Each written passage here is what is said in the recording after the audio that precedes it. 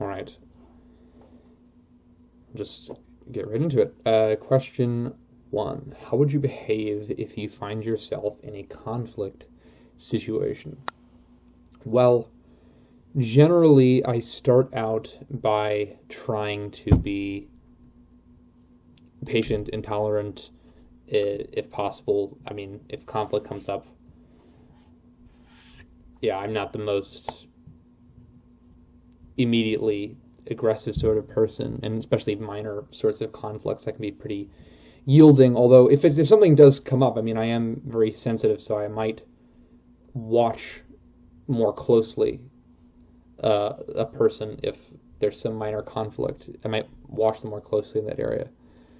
However, if it's a major value conflict, like a core thing that my life, my integrity is based on, which oftentimes I don't really share with people anyway, which is probably why I don't get into too many conflicts of a major sort, then in that case I can be much more stubborn and I can write long, overwhelming messages to people.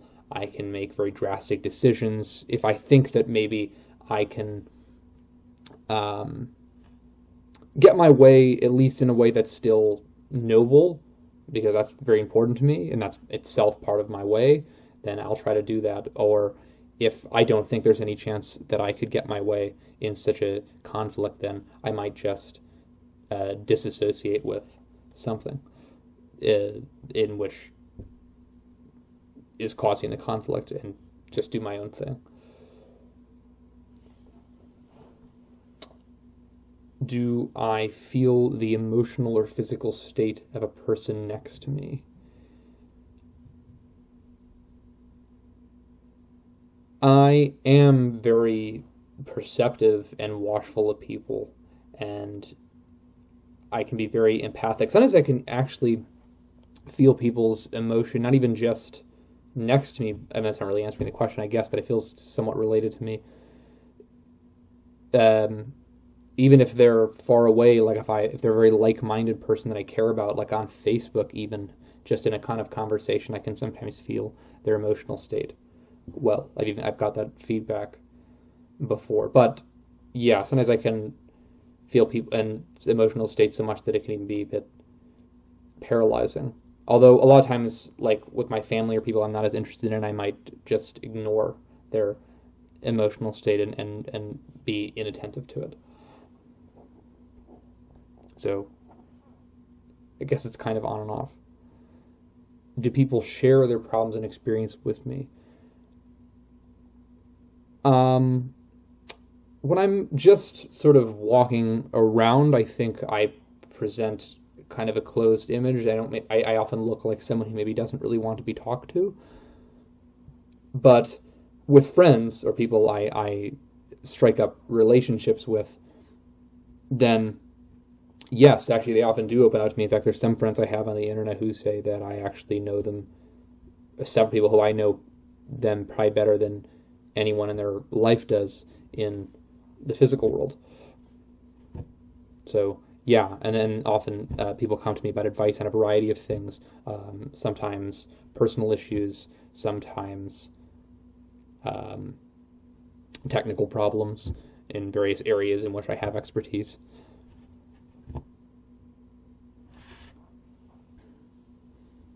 Yeah, people do seem to like to pour their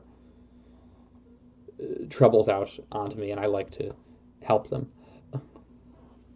If there's someone, obviously, who I have some kind of relationship. But I mean, really, I just do in general. Like, I guess it's happened sometimes to me, even with some people who I just seem like a helpful person, and they came up and like this girl one time wanted me to type her in Socionics because she saw my writings on various forums and she thought I would be someone to go to. How do I behave when arguing with someone? Well, there's a lot to that. If it's so many of my answers are just based on like me being on the internet because I'm on the internet most of the time. That's mainly where my life is. But yeah, if it's on the internet, the argument, like it's a verbal internet quarrel, then I actually can be a bit maybe more argumentative there because there's more distance, and I have a very critical mind, and I'm very inclined to notice anything sort of missing, even very minor nuances than people. And oftentimes I'll keep to myself, but there's very often I have a temptation to correct things. And I've learned over the years to kind of go back on it because sometimes it starts these conversations where people don't even consider what I say relevant or weird because they don't even understand I don't want to say it's all their fault. Maybe it's even mine. Maybe correcting the nuance wasn't that important. So it's both a learning experience for me, but sometimes other people don't even see the corrections I come up with as relevant. They see it as like overly personal, but they don't often seem to me to really understand the full nuance of things. But anyway, when I do try and correct something, I tend to try and be very polite to compensate for the fact that in general I do tend to notice a lot of flaws with things and want to start, I don't want to say quarrels or arguments, but that I would naturally be inclined to kind of point them out and have an argument with someone over it.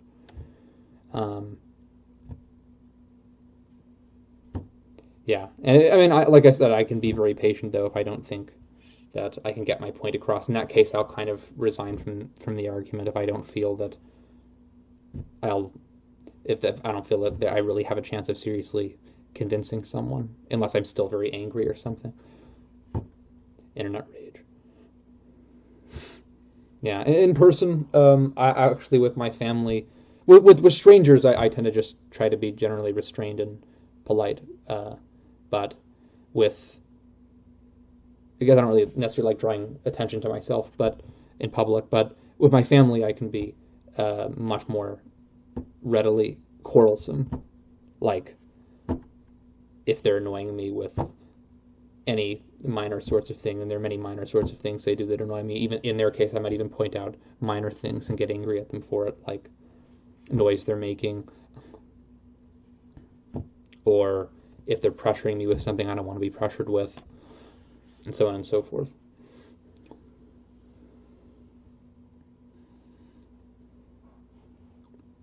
I can be somewhat sarcastic in that case, although with strangers I don't generally like to do that, because obviously it doesn't come across well. Do I have mood swings during the course of a day? Yes, I would say I have major mood swings over the course of a day. I go through an enormous amount of emotions over the course of a day, sometimes a feeling of great just confidence and energy, and going from that to a state of depression and internal division and pain. Sleep sometimes affects this. So if I don't get a lot of sleep, often in the morning when I wake up, often my psyche's in kind of a pained state, and this pain thing has been chronic for me. I've actually been in a lot of existential and spiritual pain for the past several years or so, as I've learned more and more about certain esoteric topics that I feel are important. And it comes up again and again almost every day until I find some way to deal with it. And I have had to come up with or learn about certain meditation techniques, or prayer techniques and things like that, in order to give me perspective so that I can get out of these sort of dark moods where I can't really do anything because I'm just so preoccupied with my state of spiritual pain or angst. And I constantly, get assaulted by memories of bad situations that I was involved in, especially if I don't feel that I've done enough to make amends for that or rectify the situation to the best of my abilities. Wait a minute. But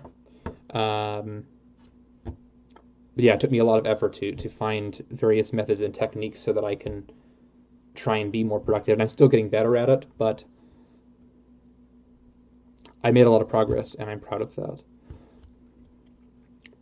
And do I maintain orderliness in my room and quarters? Well, it's hard for me to be disciplined and orderly. I'm not naturally I kind of procrastinate on that sort of thing. I'm not a very orderly person in my living space. So one way, I don't like clutter though. I find it very distracting.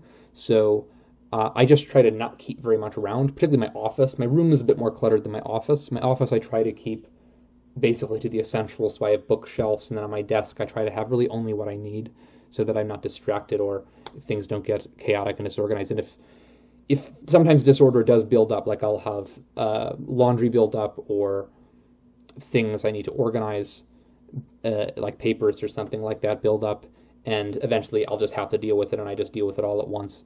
And it's tedious, but I get through it so that I can move on with my life.